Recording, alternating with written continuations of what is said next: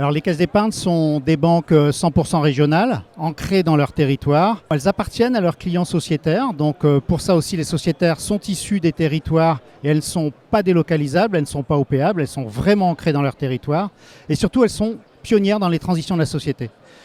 Dans ce cadre-là, elles s'inscrivent dans une trajectoire à impact.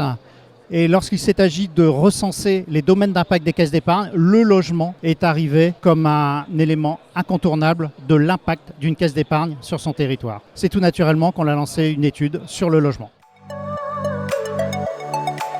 Dans le cadre de cette étude, on a interrogé un panel de 5000 habitants.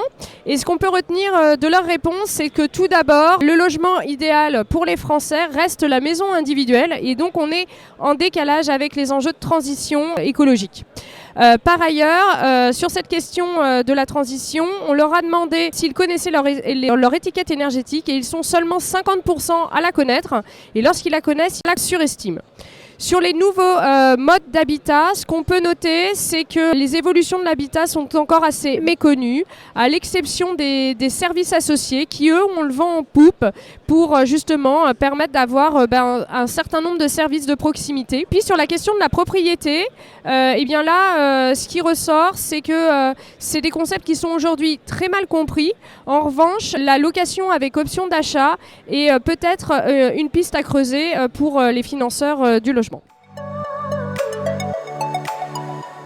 Alors déjà, je voudrais remercier la Fédération des caisses d'épargne d'avoir lancé cette belle enquête et remercier les locataires d'habitat en région d'y avoir répondu massivement. Alors les résultats ne nous étonnent pas, c'est un beau challenge. On sait qu'on a des enjeux de décarbonation, des enjeux de satisfaction de nos locataires, des enjeux de croissance de notre parc de logement. On est en phase et notre plan stratégique de demain portera évidemment tous ces axes-là qui ont été bien reflétés dans les résultats de cette belle enquête.